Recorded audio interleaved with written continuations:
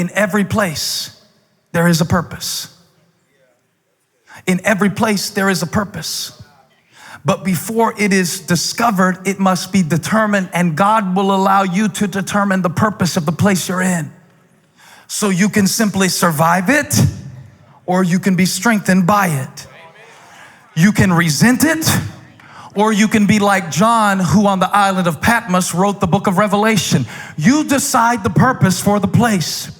Is this going to be the place where you become bitter and lay down and die from your disappointment? Or is this going to be the place that you discover a deeper source to drink from? All the good grass is in the valley.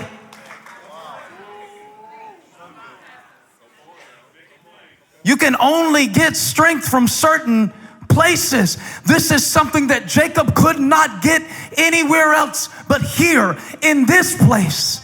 The Lord is in this place. Remember, he's still got 490 miles to go before he gets to his destination, but the Lord is in this place.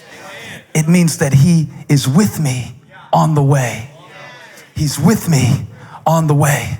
And anytime I want to, I can open a gate to the revelation of his goodness. This is the gate. Difficult time with your teenagers? I get it. This is the gate. This is the gate. It got quiet on that one. I must have hit a nerve. Just walk around pointing to stuff, winking at stuff. This is the gate. Make it a gate. Make it a gate. Make it a gate. This season, this is the gate. I'm not waiting. This is the gate. I'm not waiting for a relationship before I feel significant. This is the gate. I'm made in the image of God all by myself.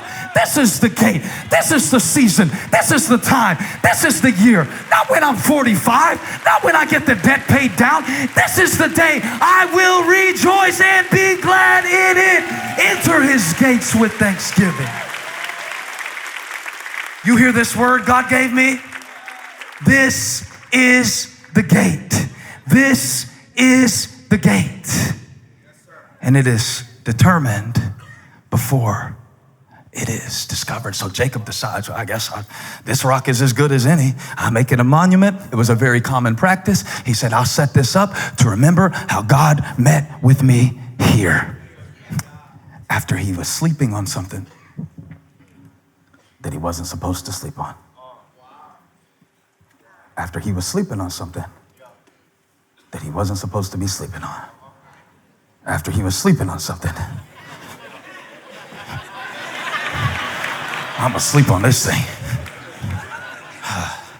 After he was sleeping. After he would, wait a minute, Jesus did this. This is not just a Jacob thing. Let me see if I can find it. Mark 4:35. I found it. When Jesus was sleeping in something that he wasn't supposed to be sleeping in.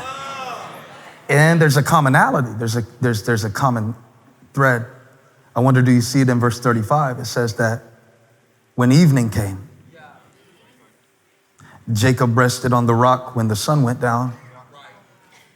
Jesus is on a boat as evening approaches. And he said to his disciples, let's go over to the other side. Next verse. Leaving the crowd behind, they took him along just as he was in the boat. There are also other boats with him. A furious squall, not a word we often use, just a raging storm, came up, and the waves broke over the boat so that it was nearly swamped. Now we're going to see a contrast between what Jesus did and what the disciples did.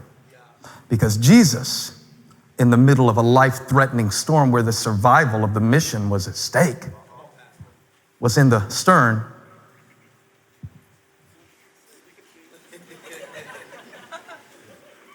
sleeping in the storm. Jesus found a pillow. Somewhere in that boat, he found a pillow. And he laid his head down and went to sleep. And the disciples woke him. The disciples were awakened by their fear, and Jesus was asleep in his purpose. I'll show you. And they said to him, "Don't you care if we drown? What's wrong with you?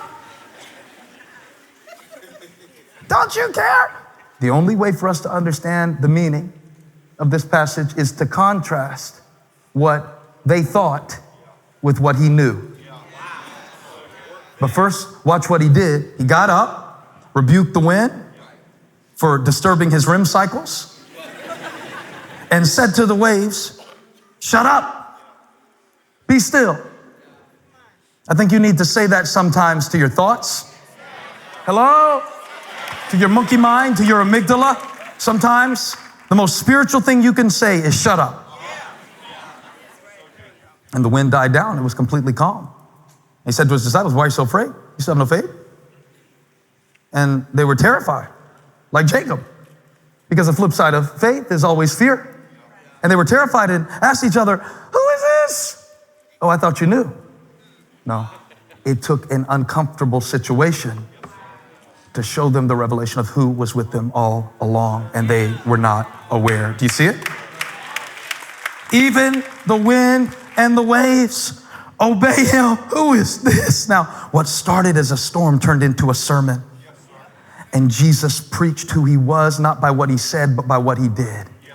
He took a pillow and laid his head down because he knew something that they did not know.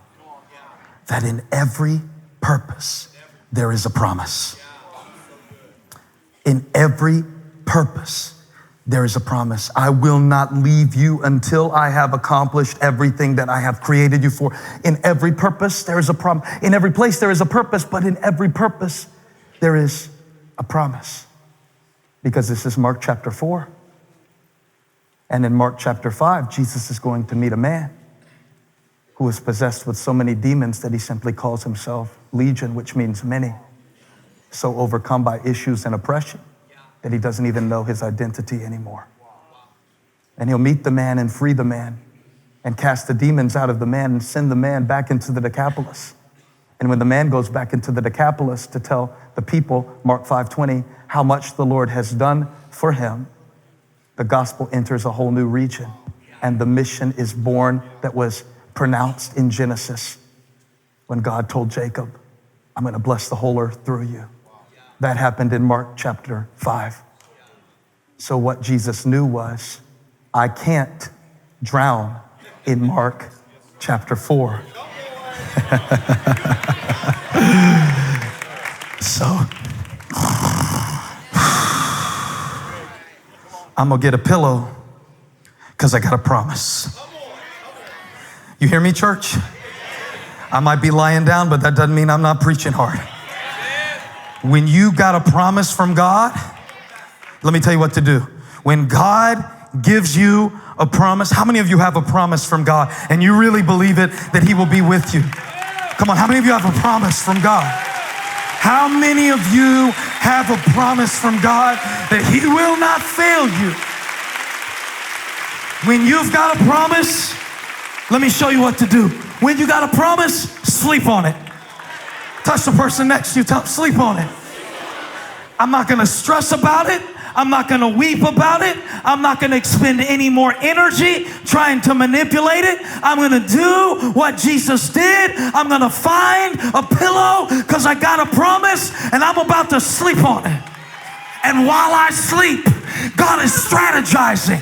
And while I sleep, the angels are coming. And while I sleep, the provision is being made. And while I rest, the promise of God is coming to pass in my situation. This is the gate.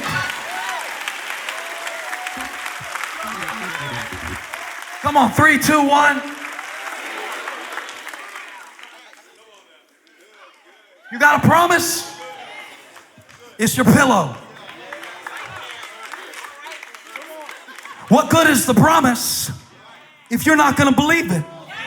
When you got a promise from God, you can rest your soul and rest your head and rest assured that in every purpose there is a promise.